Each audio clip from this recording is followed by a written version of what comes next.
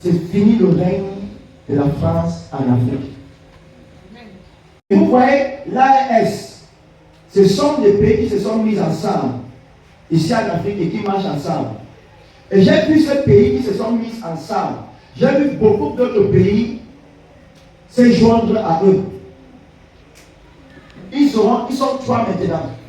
En esprit, il y aura beaucoup d'autres pays en Afrique qui vont vouloir se joindre à l'AES.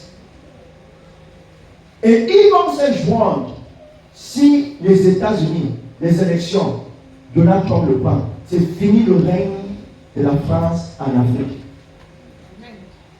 Vous comprenez ce que je dis? C'est que beaucoup de pays vont chasser la France de leur pays. Les troupes françaises stationnées à Abidjan vivent leur dernier jour dans la ville ivoirienne.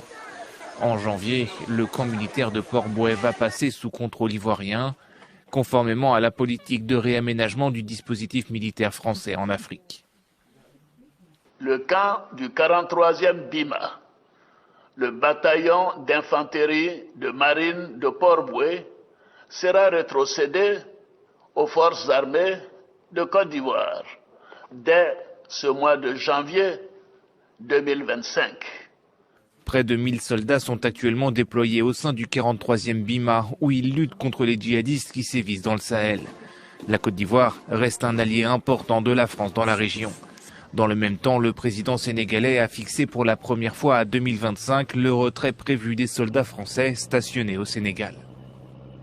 J'ai instruit le ministre des Forces armées de proposer une nouvelle doctrine de coopération en matière de défense et de sécurité, impliquant entre autres conséquences la fin de toutes les présences militaires de pays étrangers au Sénégal dès 2025.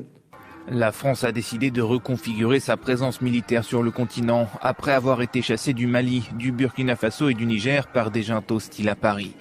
Le 28 novembre dernier, le Tchad, dernier ancrage de la France au Sahel, a suspendu l'accord militaire entre Paris et N'Djamena. Suspension qui s'est concrétisée le 26 décembre par la rétrocession de la base militaire de Faya aux autorités tchadiennes. C'est fini le règne de la France en Afrique. Vous comprenez ce que je dis? C'est que beaucoup de pays vont chasser la France de leur pays.